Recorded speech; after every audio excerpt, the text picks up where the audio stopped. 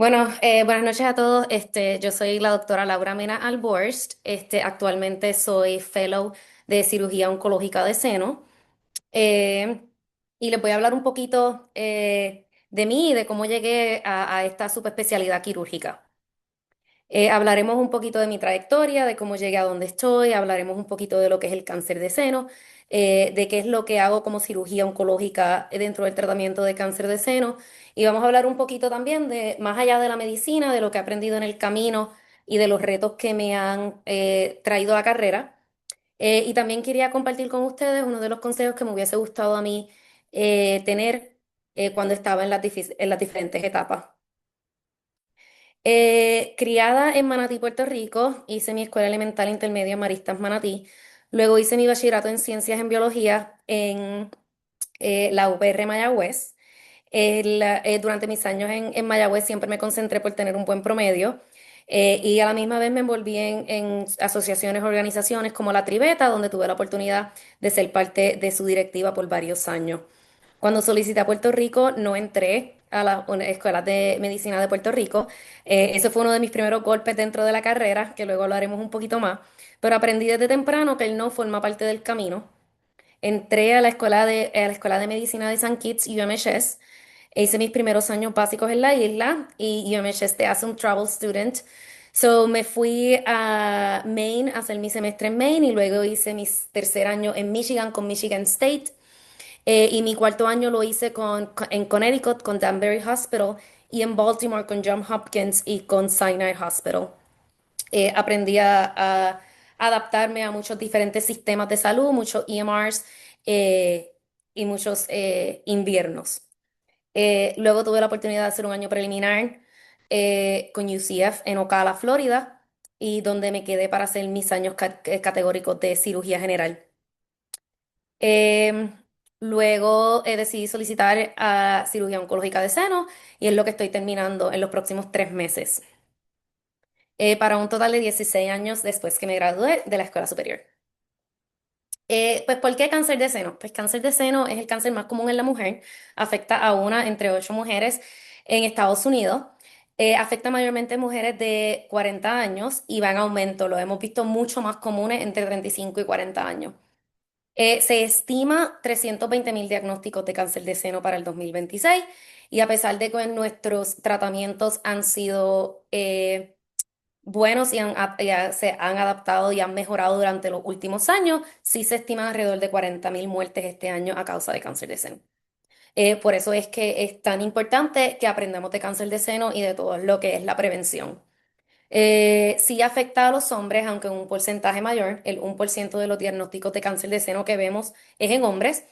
Y a diferencia de opinión popular, el cáncer de seno solamente está relacionado con historial familiar o con mutaciones genéticas el 15%. El otro 85% es espontáneo y no tenemos ningún tipo de información más allá de que lo encontramos a temprana edad.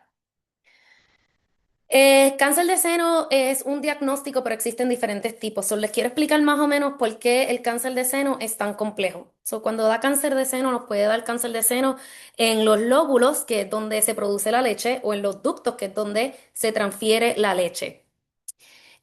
Cuando te da cáncer de seno, puede ser lobular o ductal. Lo próximo que queremos saber del tipo de cáncer de seno es si es in situ, si está contenido o si es invasivo. Imagínense un tubo PVC donde se supone que las líneas de las células se vean como la foto A, que es solamente una fila de células. Cuando el cáncer está ocurriendo, las células se empiezan a dividir y como ven en el D y en el C, puedes ver que es in situ. No ha penetrado el tubo PVC, está dentro del tubo, se mueve dentro, pero es lo que llamamos etapa cero o no invasivo. Cuando el cáncer decide romper el tubo y crear un charquito, y el charquito viene siendo la masa, entonces es lo que llamamos un cáncer invasivo. Luego que sabemos si es ductal o lobular, si es invasivo o oncito, lo próximo que queremos saber es el grado.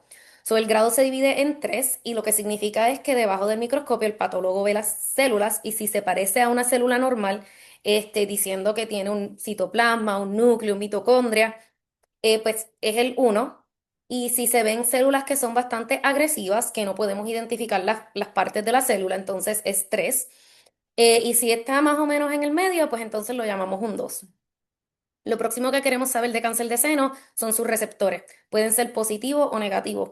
Cuando llamamos positivo no necesariamente significa que sea bueno o malo, igualmente con lo negativo, significa que las células del cáncer lo tienen. Buscamos tres en específico, el ER que es el del estrógeno, PR que es el de progesterona y HER2 que es HER2. Y existen diferentes combinaciones. Pueden ser que las células de cáncer no tengan ninguno y es triple negativo. Puede ser que sea que tengan los tres y es triple positivo. O las diferentes combinaciones con HER2 cuando tenemos hormonal positivo, HER2 negativo, hormonal negativo con HER2 positivo. Y esto simplemente nos da un poquito más de opciones al tratamiento. Triple negativo está considerado siendo uno de los más agresivos y está más relacionado con mutaciones genéticas.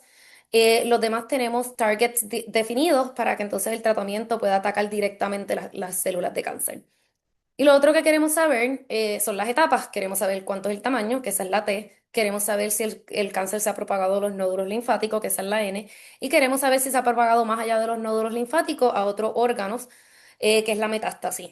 Normalmente el cáncer de seno le gusta ir al pulmón y a los huesos.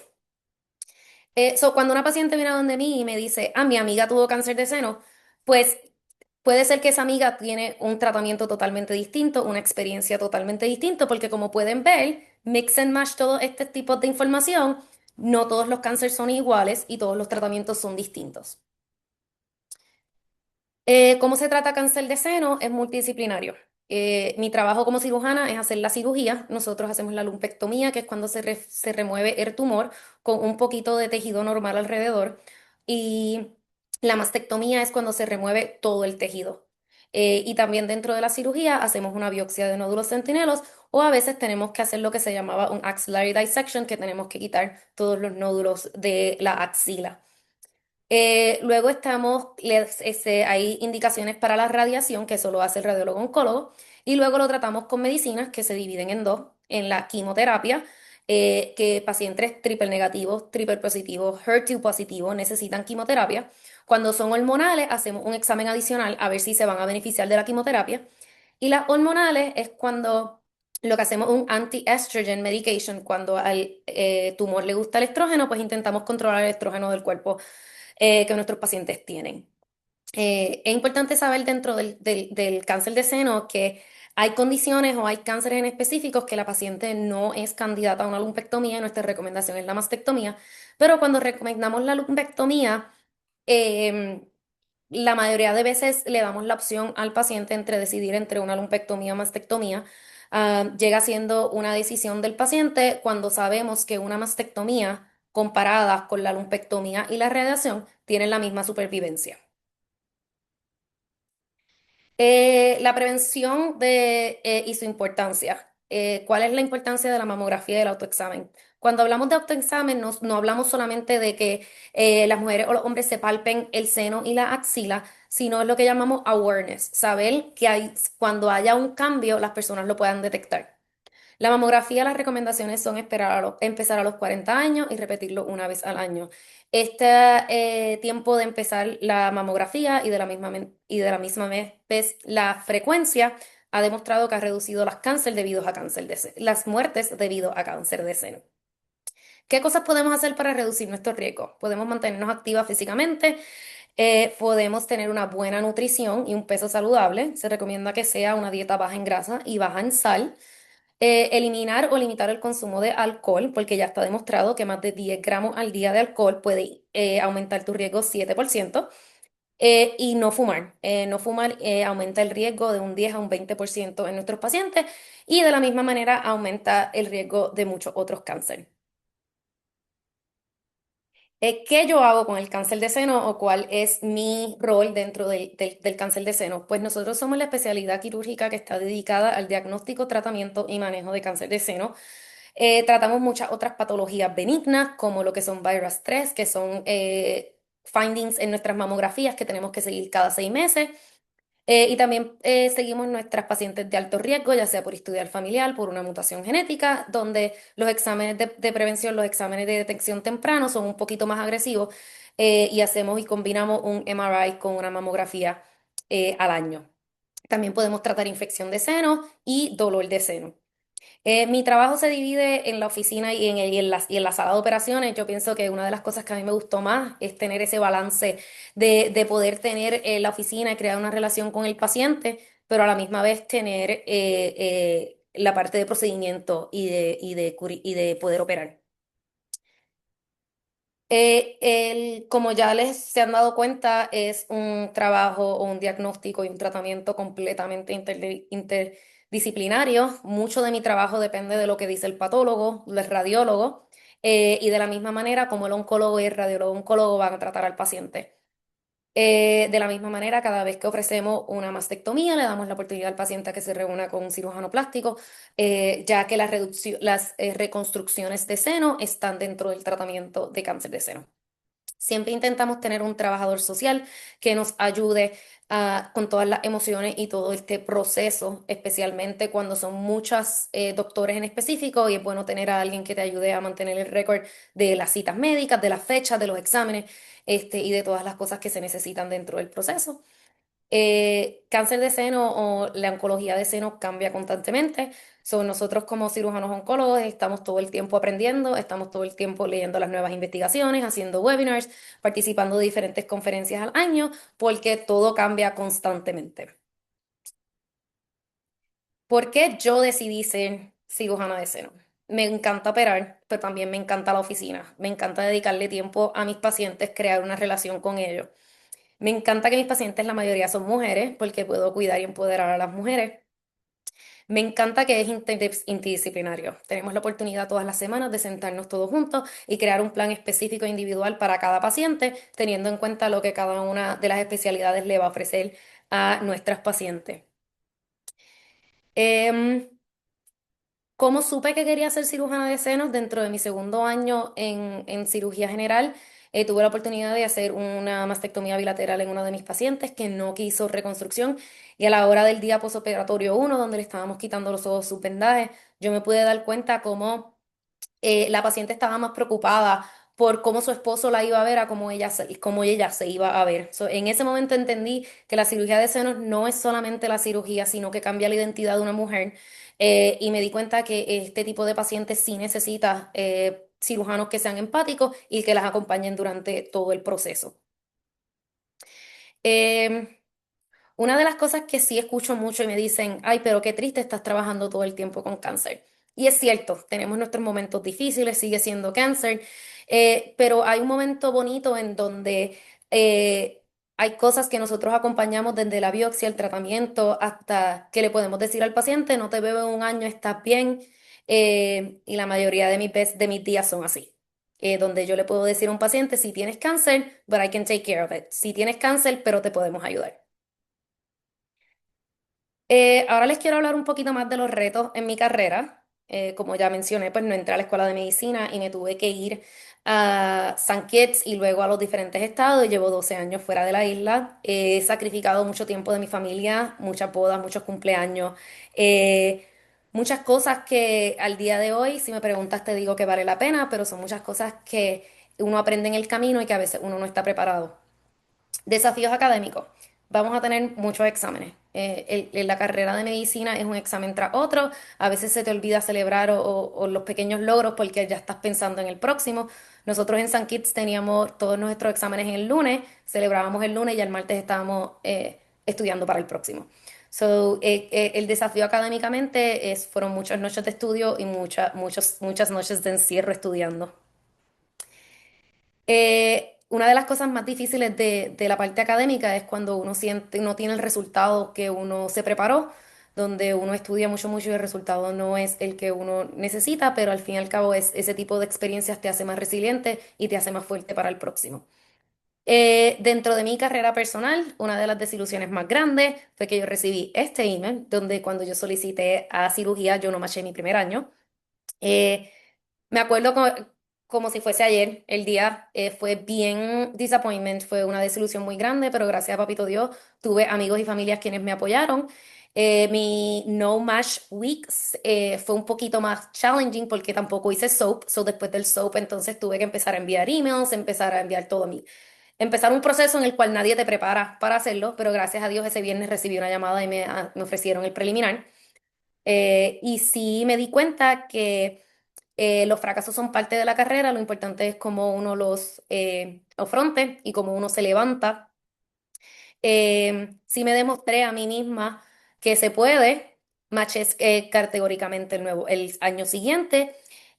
Durante mi carrera de cirugía general, sí fue destacada como Intern of the Year. Me dieron el premio de residente más destacado dentro de mi clase y de la misma manera también fui Chief Resident dentro de mis años. Em, y luego sí logré mi match en una de las especialidades más competitivas dentro de cirugía general. Una de las cosas más importantes que aprendí es más allá de la medicina. Cuando tú empiezas medicina, siempre te dicen que lo único que tienes que hacer es estudiar, que tu única prioridad en ese momento es estudiar, y que los hobbies eran lujos. Pues dentro de mi experiencia te tengo que decir que los hobbies y tener cuenta y hacer las cosas que a ti te hacen bien es de la única manera de disfrutar el camino y de hacer la medicina sostenible. Cuida de tu salud, tanto física, mental y emocional. Está comprobado que sí mejora tu rendimiento académico y profesional, te hace mejor doctor y disminuye los burnouts. Eso sí, la carrera de medicina no te va a dar tiempo para hacerlo. Es algo que tú tienes que buscar la manera, de la misma manera que organizas tus estudios, de la misma manera organiza tiempo para ti y para tu salud mental. Quiero dar unos consejos en específico dentro de cada etapa que nos toca a los estudiantes de premédica. Involúcrate desde temprano. Cuando uno está en bachillerato, uno dice, quiere ser medicina, quiero ser medicina. Yo quería hacer ginecología. Hice mi primer día en ginecología y dije, esto no es para mí. Involúcrate desde temprano. Si tienes oportunidades de hacer research, de aprender a hacer research, y hacer shadowing con doctores, involucrarte directamente a lo que te estás preparando a hacer. Como Verónica estaba diciendo, el MCAT es súper importante. Cuando yo estaba estudiando para el MCAT, uno dice, ah, bueno, pero eso no define quién yo soy, eso no define qué tipo de doctor yo voy a ser. Y es cierto, el MCAT es un número y no define tu capacidad de ser doctor, pero sí es un filtro. Y cuando existen muchas personas que han solicitado para unas mismas posiciones, em, ¿hay alguna manera en que nuestros program directors o las escuelas de medicina tienen que filtrarlos para entonces ver la solicitud? Yo fui parte de entrevistar cuando fui residente y teníamos 900 aplicaciones para 4 posiciones. So, de entre las 900, el filtro de los steps bajó a 200 aplicaciones y esas 200 aplicaciones fueron las que se vieron. Aunque no nos guste aceptarlo, sí, el MCAT y los STEPS son muy importantes porque siguen siendo un filtro, porque es la única medida en donde todo el mundo se mide igual. Para los estudiantes de medicina, lo mismo va con los STEPS. Y no cojan for granted el Step 1. Ahora yo sé que es pass and fail, pero como quiera los program directors lo ven y sí se comparan. No lo tomes for granted, siempre estudia lo mejor que tú puedas para que entonces puedas pasarlo y entonces enfocarte luego en tus rotaciones en el Step 2. Durante tus años clínicos, sé proactivo, sé presente, prepárate para tus rotaciones, lee. Eh, una de las cosas que es importante aprender en la medicina es anticipa las necesidades de tu equipo. Pide feedback y siempre está dispuesto a aprender. Y a los residentes, sí define tus metas estratégicamente, organízate más o menos lo que tienes que hacer. En mi caso, yo sabía que yo no quería quedarme como cirugía general porque yo no quería estar on call tanto tiempo. A mí me gusta dormir y no me gusta que me despierten. Y yo sabía que yo quería hacer una especialidad, pero no sabía cuál yo quería hacer. Desde mis primeros años empecé a ver cómo era que se hacía research, empecé a ir a las asociaciones, a las conferencias, a presentar mis posters, y todo mi research es en trauma. Pero eso sí me dio información en mi CV, me dieron los números que necesitaba para entonces machar en una especialidad que era competitiva. Ya entonces, si no hubiese hecho eso, me hubiese dado cuenta tarde en mi segundo año de residencia que yo quería hacer cirugía de seno, no iba a tener tiempo para que mi CV estuviera tan fuerte como estaba. Y cuida de tu bienestar. La residencia va a ser bien exigente, va a exigirte mucho de tu tiempo, de tu sueño, de tus comidas y de ir al baño. Cuida de tu bienestar. Toma agua, ve al baño, come, duerme y haz ejercicio. Eh, la residencia te va a quitar mucho. Siempre tenlo como prioridad. Y en tu día a día, sé humilde. A nadie la gente no le gusta mucho el show off, no seas arrogante, mucha gente está dispuesto a enseñarte. pero la humildad es una de las cosas que te va a llevar lejos. Sé autosuficiente y no des excusas. No esperes a que alguien te diga cómo hacer las cosas, que te den las cosas con las que tú no puedas descifrar. Trata de descifrarlo antes de pedir ayuda, pero siempre pide ayuda, no hagas nada que no estés adaptado a hacer. Escuchar es bien importante, escuchar es bien importante, lo voy a decir dos veces. Y si dices que vas a hacer algo, hazlo. En la medicina la confiabilidad es mucho más importante que ser inteligente, así que si dices que vas a hacer algo, hazlo. Disfruta el proceso y celebra tus logros. Yo creo que el mejor ejemplo que yo puedo hacer es que dentro de mi cuarto año de escuela de medicina, donde yo estaba bien frustrada porque no había machado, uno de mis amigos me dice, Laura, es cierto, no machaste, pero terminaste el doctorado. So, no te quites el proceso y la celebración de que eres doctora. So, de la misma manera en que yo me di cuenta en cuarto año, y disfruté y me disfruté el proceso de mi residencia, sí les recomiendo a todo el mundo que celebren sus pequeñas victorias. Los steps, los exámenes, el graduarte, los match, los in-training exam, sí celebra las pequeñas victorias, porque disfrutar el camino es largo y es importante. La gente me pregunta si lo volvería a hacer. Pues la medicina sí me llenó de sacrificios, como ya mencioné, de retos financieros, de estrés, de noches largas de estudios cuando era estudiante de medicina y de guardias de 28 a 32 horas cuando era cirugía residente de cirugía. Tuve mis fracasos, como ya mencioné, tuve que aprender a trabajar con la nieve. Al día de hoy no me gusta y estoy en Pensilvania. Pero también me dio muchas cosas buenas. Me dio resiliencia, me dio crecimiento personal, me dio una relación con Dios, mi fe es mucho más fuerte. Tengo los mejores amigos que me pude haber encontrado, tanto en escuela de medicina como en residencia. Aprendí mucho de mí misma dentro de los retos de mudarme, de aprender. Cuando yo me fui de Puerto Rico, yo no hablaba inglés, yo le tenía miedo a hablar inglés y llevo 12 años fuera. Eso sí, si lo volvería a hacer, sí. Siento que no les puedo mentir y decir que va a ser fácil, pero sí les digo que si estás dispuesto a hacer el sacrificio, vale la pena. Mi profesión me apasiona y yo voy al trabajo todos los días feliz. Pues ahora voy a abrir el paso para preguntas, si tienen algunas preguntas, y les quiero dejar con esta frase, el miedo nunca se va a ir. So, si tienes miedo, normalmente es algo desconocido y en la medicina hay mucho de eso. So, si tienes miedo, prepárate lo más que puedas, y luego hazlo con miedo. Bueno, si tienen alguna duda, pregunta, pueden escribirlo por el chat. Yo estoy pendiente por acá o pueden prender sus mismos micrófonos, ¿verdad? Ay, este, así que nada, lo que escriben, lo que sea que alguna duda que tengan, pues muchas gracias, doctora, por la invitación, ¿verdad? Me encantó mucho la presentación. Creo que algo que me gustaría resaltar que son muchas preguntas que yo tuve también pues, en el proceso de medicina y muchos también compañeros que tuve en clase, ¿verdad? Que es esa preocupación del qué va a pasar, si voy a pasar, si voy a entrar, si no voy a entrar.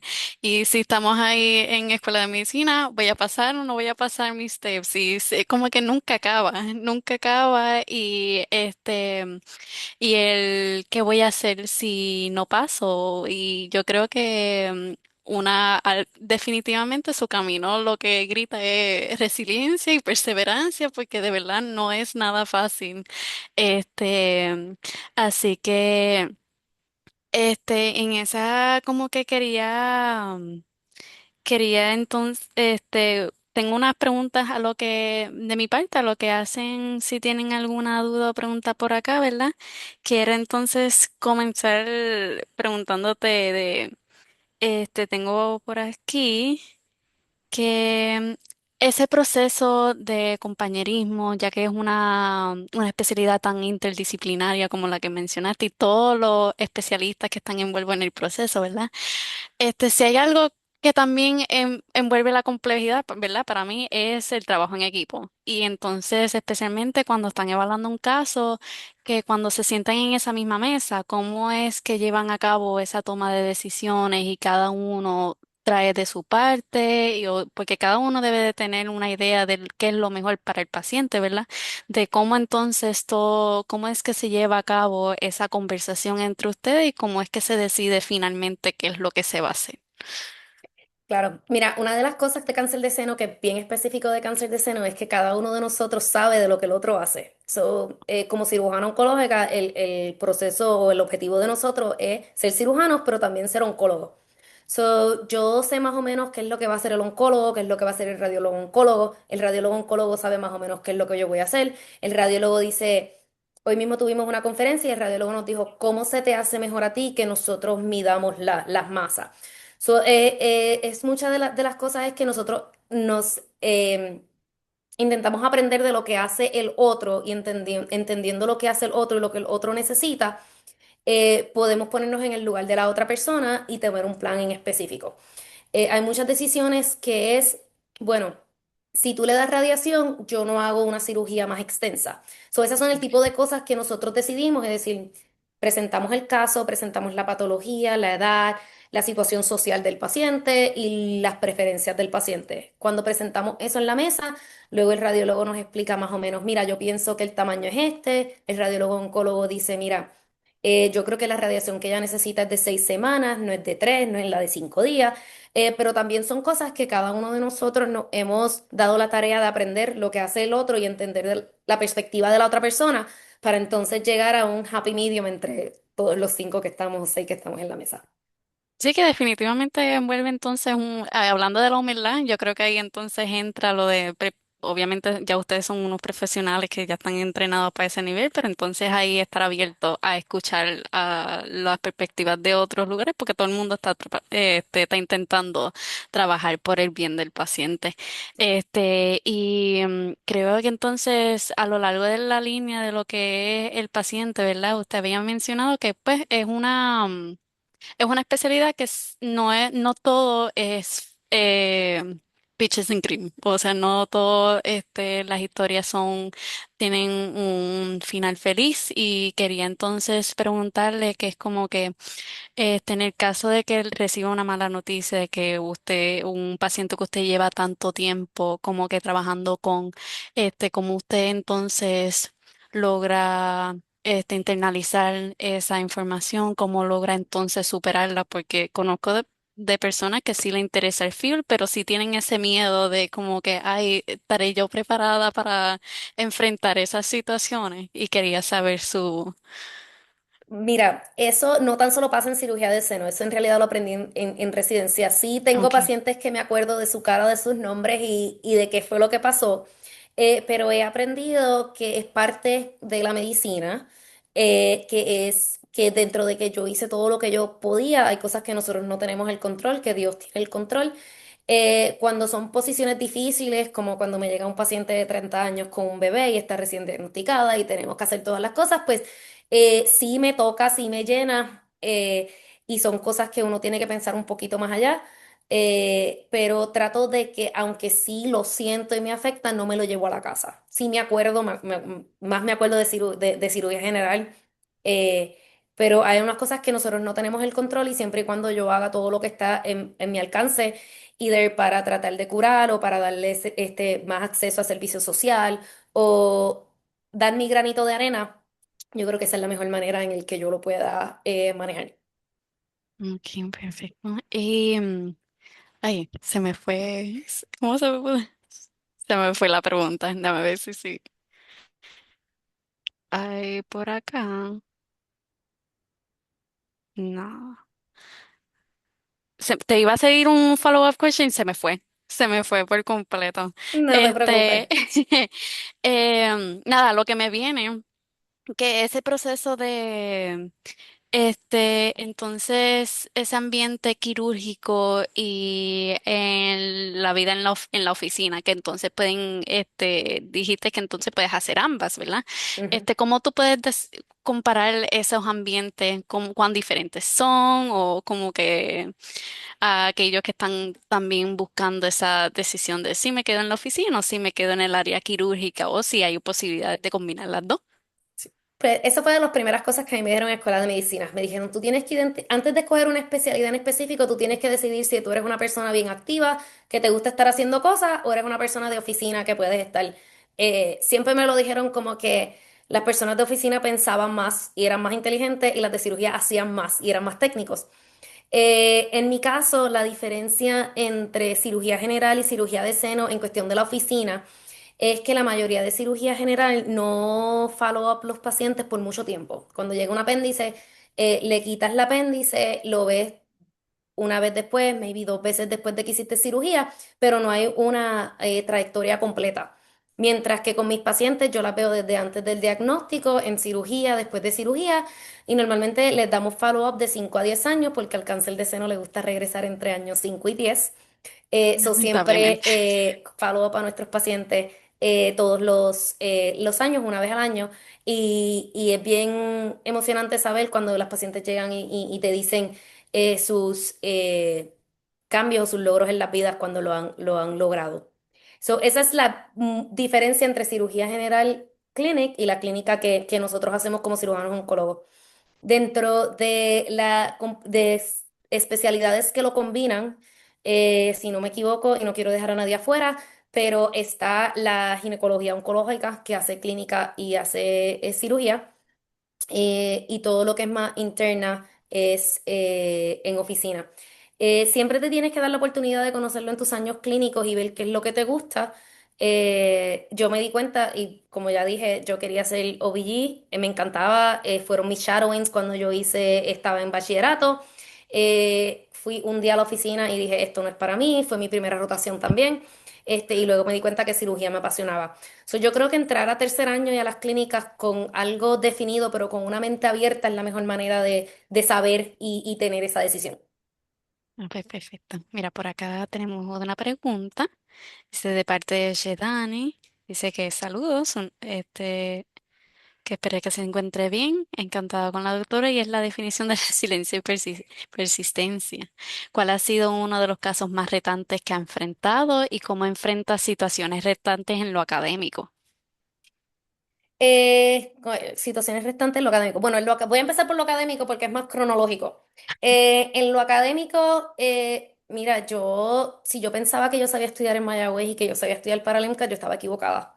Yo te puedo decir que yo hice mi mejor intento para el MCAT, pero después yo decidí sentarme a estudiar, crear un plan de acción, hablar con personas que estaban ahead of me, para ver cuáles habían sido sus pasos para tener un step exitoso. Y ahí fue donde yo realmente aprendí a estudiar. Yo creo que es todo, en mi caso, yo aprendí lo que funcionaba para mí. Yo aprendí que yo necesitaba estar sola sin distracciones, yo aprendí 1 hora de ejercicios al día, y yo estuve encerrada 3 meses estudiando para el STEP, cosa que yo no había hecho para el MCAT. Yo creo que lo más importante en situaciones académicas como tal es conocer lo que funciona para ti, que no necesariamente es lo que funciona para las demás personas. Todos los exámenes dan miedo, hasta mi último board de cirugía general da miedo. Y yo creo que siempre y cuando tú estés preparada y hayas estado confiada en que tú te hayas preparado lo mejor posible, coge el examen. No lo atrases, no cambies la fecha, prepárate, haz un schedule en lo que funcione para ti. Y lo tercero que quería decir con lo académico es que no trates de abarcar mucho con poco. Para mi STEP yo solamente usé 2 recursos. Yo solamente usé en mi tiempo, no sé si ha cambiado, pero yo usé UWorld y First Aid. Yo no quise usar más resources o recursos porque entonces terminas leyendo lo mismo en 3 sources distintos en vez de aprender los detalles, y los detalles son los que te cogen en los exámenes estandarizados. Hacer muchos ejercicios y preguntas de práctica, porque tú aprendes no tan solo el conocimiento, pero aprendes a coger el examen. En mi caso, yo hacía mis preguntas como yo las iba a hacer en el examen. Mis mismos audífonos, mis mismos tiempos. Yo hacía bloques de 60 y en el examen hacía mis bloques de 60 y me cogía un break. Yo creo que imitar también esos momentos académicos también fueron importantes. Casos más retantes. Mira, mis casos más retantes tengo uno de residencia y fueron en pediátrico, y fueron de violencia doméstica. Y tuvo otro de pediátrico donde el paciente tenía una hermana gemela y yo soy gemela, y una de ellas estuvo en coma y brain death. Y uno de los momentos ellos llevaron a la hermanita, que la hermanita se despidiera. Y esos 2 momentos en específicos, me acuerdo, esos son de mis pacientes que yo tengo las caras en mis mentes. Eh, uno no deja de ser difícil, no, y ven acordándose de esos momentos no deben de ser difíciles, pero es parte de la medicina y uno aprende a cope con ello. Ese día pues, obviamente no fue fácil. A mí me gusta mucho hacer el ejercicio cuando yo estoy molesta o triste. Me gusta desconectarme con el ejercicio y eso es lo que yo he demostrado, descubierto que es lo que funciona conmigo. Yo creo que siempre y cuando tú tengas algo que funcione, ya sea o hacer ejercicios o ir a la playa o hablar con alguien, yo pienso que así es cuando tú enfrentas los casos más retantes. Ah, En... Ujú. no, ya me acordé de la Ok. pregunta, pero cuando termine me dejas Y en saber. fellowship, uno de mis casos más retantes fue cuando una de mis pacientes llegó embarazada con una masa que se veía. Y yo creo que era de bajo recurso social, donde ella no sabía en dónde estaba el Estado, tenía otros 6 hijos. Y yo creo que el aprender dónde están las situaciones sociales dentro de nuestros pacientes y cómo podemos ayudarle y darle los mejores recursos son una de las situaciones más retantes que uno tiene en la carrera, porque uno quiere ayudar a todo el mundo, pero uno no puede ayudar a todo el mundo. Yo creo que tener tus recursos y saber cómo tú puedes hacer lo mejor que tú puedas hacer o llevar al paciente a algo que ellos que puedan estar mejor. Sí, y ahí, ahora sí, ahí es siguiendo esa línea, como que como uno siguen siendo situaciones difíciles que no va a parar de verla, como uno entonces evita ser no sé, como Sí, te no parar entendí, de ser sensible, te no sé si entendí. sensible es la palabra. Pues mira, para bien o para mal, la medicina te desensitiviza. Ujú. Es parte de lo que uno hace. Uno sí, uno nunca deja de tener ese sentido de humanidad, pero uno sí se desensitiviza. Y mi familia me lo dice. Es bien distinto cuando es un familiar tuyo a cuando es un paciente. Y yo creo que uno crea una barrera para protegerte a ti, pero a la misma vez no limitar esa empatía como médico. Es una línea bien fina. Y te digo, a veces se va a que te envuelves mucho y a veces te va mucho y estoy teniendo el mismo problema. Menos sensible con el paciente. Eso es una línea que uno va back and forth hasta que uno aprende. Siempre hay casos que los vas a sentir, siempre hay casos que no, pero yo creo que lo importante es mantenerte en esa línea y lo vas a aprender en el camino. Eh, no sé si contesté esa pregunta, pero Sí, sí, nunca me la deja de ser contestaste fácil y súper nunca bien. deja de ser difícil. Y los dos lados, sí, sí pasa. Y sí viene con la medicina. Okay. Eh, hay unas cosas en trauma en específicamente, uno aprende que uno tiene muy poco control sobre la vida, aunque uno quisiera tener más. Sí, sí, me la contestaste súper bien, muchas gracias. Ahora tenemos para la próxima de parte de Ashley, que muchas gracias por la información y lo más importante, tus recomendaciones y consejos. Pues definitivamente necesitaba escuchar esta conferencia. Mira, estaba justo donde deberías estar. Mira, de parte de Naomi, qué excelente presentación. Regresas a Puerto Rico regresas a Puerto Rico y cuán retante ha sido el proceso de regresar. Bien retante. Una de las cosas es que yo nunca practiqué medicina en Puerto Rico, ni como estudiante de medicina, ni como residente. Todo yo lo he hecho en Estados Unidos. So, a la hora de aprender cómo es Puerto Rico, yo he tenido que aprender mucho. Es retante en cuestión de recursos, es retante en cuestión de que algo tan sencillo como mis co-fellows van, se entrevistan y les dan un contrato. En mi caso, yo he tenido que aprender mucho de reunirme con hospitales, reunirme, expresar específicamente mis necesidades como cirujana oncóloga. Eh, ha sido bien retante sacar la licencia de Puerto Rico. A quien que lo tenga que sacar, sáquelo con tiempo, porque toma mucho tiempo. Eso ha sido bien retante y yo creo que lo más retante que ha sido en mi proceso es ver que a mí se me ha hecho bastante fácil hacerlo en Estados Unidos y en Puerto Rico sí he tenido más obstáculos que he tenido que sobrepasar. Pero no lo cambio por nada. Quiero regresar, estoy ready para regresar. Mm. Ay, mira, es que muchas gracias. En esa línea, ¿puedes explicar un poquito más de cómo ha sido la diferencia? No sé si puedes hablarle o planes médicos o los recursos que ofrecen los hospitales, puedes hablar de lo que sea. Pero ¿cómo podrías contrastar la medicina en Estados Unidos versus en Puerto Rico? Porque a veces, y es ignorancia, ¿verdad? Pero a veces pensaba que era como que, me imagino que era algo diferente, pero que no sería un contraste tan significativo. Me imagino que sí de recursos, pero no sé más de lleno, ¿eh? Y a veces sí usted podría entonces abundar un poquito más. Pues mira, ejemplos en específicos como tal, uno, la licencia ha sido bien retante. Mi licencia de Pensilvania, yo envié todo online, 2 semanas y ya yo tenía mi licencia. En Puerto Rico sí es time consuming, estamos en el proceso todavía. Llevamos como 4 meses en el proceso. Dentro de los planes médicos, pues no he llegado a los planes médicos porque todavía no tengo licencia. Dentro de los hospitales como tal, muchas de las cosas del sistema de salud en Estados Unidos, hay muchas oportunidades donde los médicos, los doctores y los cirujanos son empleados de los hospitales. Mientras que en Puerto Rico es mucha práctica privada y tú das servicios a los hospitales, pero tú estás encargado de hacer tu propio billing, de hacer tu propio oficina eh, y hacer cada una de esas etapas que quizás en Puerto Rico es normal, que tú lo vistes como residente y sabes que lo tienes que hacer. En mi caso, todos mis mentores han sido empleados. So, he tenido que aprender mucho del trabajo, de lo que me toca hacer administrativo. No es que sea algo bueno o malo, es más que ha sido mucho aprendizaje que he tenido que hacer por mi propia parte para regresar a Puerto Rico. Sí, tengo amistades que están en Puerto Rico y ellas son mis bases, yo las llamo y ellas me contestan y me dan un poquito, mucho, no puedo decir un poquito, mucha dirección dentro de dónde ir y cómo ir. Pero yo pienso que el retante es eso, es la diferencia y lo que yo he tenido que aprender. Eh, Dentro del paciente como tal, el paciente normalmente aquí es un poquito más exigente porque están acostumbrados a tener todo bien rápido.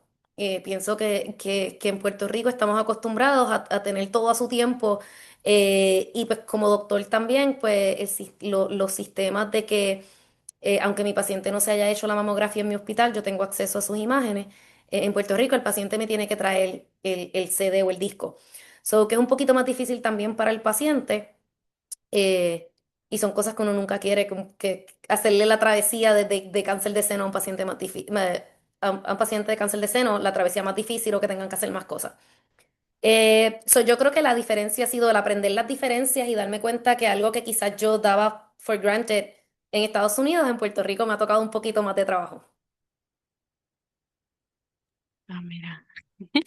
Que no es como the high ground. Sí que cada vez a ver difícil, pero la recompensa al final.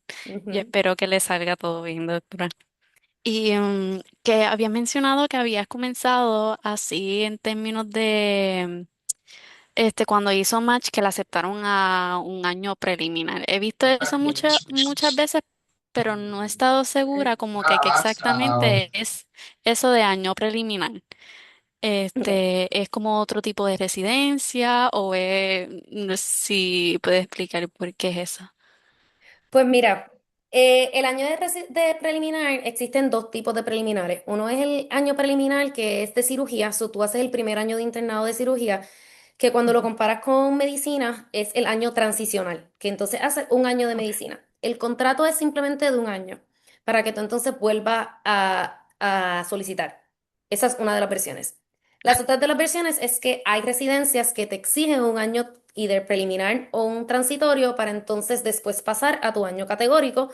Especialidades como rehabilitación o fisiatría exige un año transicional o preliminar. No tengo entendido, no estoy muy clara, pero entiendo que algunos de dermatología y algunos de anestesia también te lo requieren. So que a la hora de solicitar a residencia, tienes que estar bien pendiente que esas residencias en específico es lo que se le llaman se me está olvidando el término ahora mismo, no son los categóricos, son los avanzados. Ujú. Eh, y te tienes que dar cuenta y te dicen, sí, vas a machar, pero tienes que entonces solicitar también un año preliminar porque son dos programas totalmente distintos. So, esas son las dos opciones. Tienes la ruta de quirúrgica, la ruta de medicina, tienes los que no machamos y hacemos un año, o los que necesitan eso como parte de su next step dentro del programa que solicitaron. Okay. Sí, había escuchado que por lo menos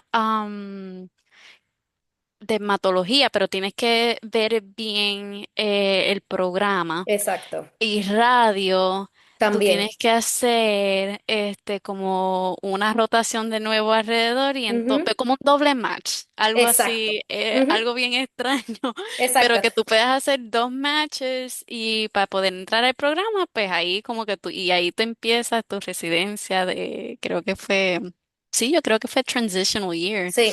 Y después entonces tú continúas, si la puedes hacer match directo, si te lo permiten hacer las dos a la misma vez, pues no tienes que pasar por el proceso de nuevo, simplemente Correcto. pasas directo a dermatología o radio, que son las únicas dos que me Es- acuerdo ahora mismo. sí, sí, exacto. Tienes la oportunidad cuando vas a solicitar, tienes que solicitar a los dos. Sí existen programas tanto de dermatología como fisiatría, como radiología o como anestesia que son combinados. Y eso, Ujú. pues, obviamente es solamente una sola aplicación, solicitud. Pero hay otros que son los avanzados que necesitan los dos steps, que son como que solicita a los dos. Y entonces hace un año. En mi caso fue que yo hice solamente el año, mi contrato fue de un año y tuve que solicitar el año después. Okay.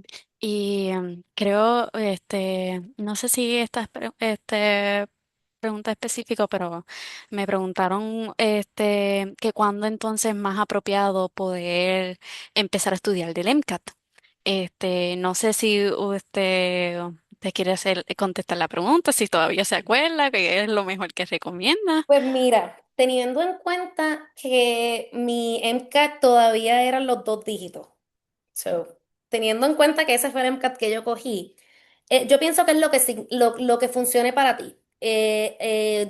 Date la oportunidad de repetirlo si tendrías que repetirlo. O cuando tengas que solicitar, calcula más o menos que te dé la oportunidad de cogerlo dos veces, Dios no lo quiera, pero si lo tengas que hacer, tengas una oportunidad de volver a estudiar y volver a sentarte.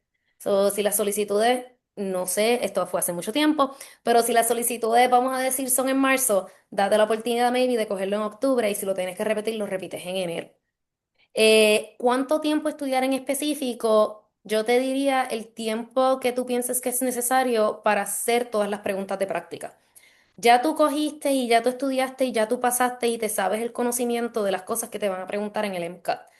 Haz preguntas de práctica y lee las contestaciones y lee por qué fue que las sacaste mal, si fue que no te sabías el material o si fue que te cogieron de boba o fue que no leíste. En mi caso, yo sabía que era que no leía. Y entonces así más o menos te dabas cuenta dónde estabas fallando y qué mejorar para la próxima vez que cogieras preguntas de práctica. Porque la mayoría de veces tú te das cuenta que tú no sacas las preguntas mal porque tú no te sepas el material, tú te sabes el material. Tú sacas la pregunta mal porque no leíste bien o porque la pregunta te cogió de boba. Lo pensaste mucho, lo pensaste menos, lo contestaste bien rápido y no leíste que la C era mejor que la A, pero cuando le diste a la A no leíste las demás. Muchos de estos exámenes estandarizados es aprender a coger el examen, no es necesariamente el contenido. ¿Cuánto tiempo estudiar en específico? Es cuánto tiempo te dé break de hacer todo ese banco de preguntas. Como dije anteriormente, yo siempre practiqué las preguntas como yo las iba a coger en el examen. Yo hacía bloques de 60 preguntas con mis audífonos todo en silencio, Mimic, mi mismo estadio donde yo iba a coger mi examen. Y luego entonces repasaba las 60 preguntas y leía todo. Sí. También ahí quiero añadir, porque eso es una técnica que sí todavía se sigue recomendando, que es como que muchas preguntas de práctica, lo que es el bundle del WAMC, que es la misma agencia que hace el MCAT. Sí hay un bundle en específico que o lo puedes pagar a precio completo o si logras aplicar y te aceptan en el Fee Assistant Program, yo creo que eso te lo dan gratis. Tendrías que verificar. Pero es un buen bundle que te da un montón de banco de preguntas y tú lo puedes hacer. En términos de timing, sí. Tienes que estar pendiente en cuándo tú quieres entrar a medicina, y porque siempre se solicita un año antes. So ya más o menos siempre se recomienda que ya tú antes de que abran las aplicaciones para tú someterla a las escuelas de medicina, ya tú tengas ese MCAT listo. Y eso es decir, casi siempre los estudiantes No decir, yo quiero entrar a... el ejemplo más reciente son los estudiantes que están solicitando todavía para entrar el año que viene, en agosto del 2027. Ahora las aplicaciones abrieron en mayo, so casi siempre esos estudiantes ya han cogido su examen, vamos a decir, este... Hay algunos que lo cogen al principio de este año, pero tienen que estar bien pendientes porque por las deadlines las escuelas. So, vamos a decirle el año pasado, vamos a decir, hay muchos estudiantes ya para el año pasado, el 2025, ya tomaron su MCAT o lo cogieron una o dos veces dependiendo de la necesidad y casi siempre estudian o se recomienda que más o menos para poder tener un paso bastante light, como 6 meses, más o menos ya hay estudiantes que empiezan a estudiar, hay otros que necesitan menos, pero todo depende entonces de la necesidad de cómo tú estudias, el tiempo que tú necesites. También hay algunos que prefieren empezar a estudiarlo una vez ya han cogido sus clases, este, más generales que vienen en el MCAT, como biología general, sus químicas orgánicas, física, porque mucho del examen ya mide esas destrezas como si ya tú lo hubieras cogido. Son muchos esperan a que ya cogieran esas clases para entonces tomar el MCAT y más o menos miden. Eso todo depende en qué año ustedes se encuentran, cuando quisieran entrar a medicina y eso, pero más o menos en términos de en qué año se encuentran en bachillerato. Casi siempre los estudiantes se encuentran en su tercer o cuarto año, dependiendo si toman gap years o algo así. Pero yo espero haberte contestado a la pregunta también. Este, Lo mismo aplica para nada. estudiantes de medicina solicitando residencia. Asegúrate de tener esos Ok. dos antes de solicitar. No, esto es nota para mí, para el futuro, para todos nosotros en el futuro. Sí. Este, que entonces ahí. Sí, y ahora cuando dijiste los doble dígitos, eso era refiriéndote del MCAT, MCAT. Eso MCAT. era, ok, antes se medían como que con dos nada más, ahora yo creo que son Los con tres. resultados de mi MCAT, wow, tú tenías que estar entre 20 y 23 o Ah, sí 20 y que ya. 25. El resultado eran dos dígitos. Ok, sí, ya ahora son tres. Tres. Ya ahora lo cambiaron a Pero tres. eso, cuando yo lo cogí, eh, Sí, y ahí sí. está bien, nada. ¿Alguna otra duda o pregunta? Bien, Un comentario adicional ajá, dentro de la preparación que no mencioné.